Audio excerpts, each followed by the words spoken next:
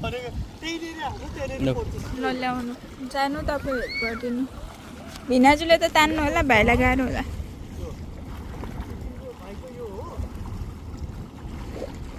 पानीको बाब सँगै माछा पनि बढ्दै आछ हैन ल हेर दुईटा ढल्काइहाले त मजा आइरहेछ हैन भिनाजु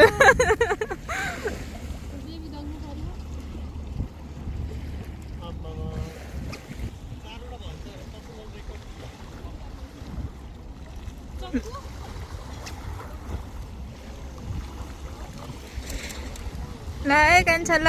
नेक्स्ट टाइम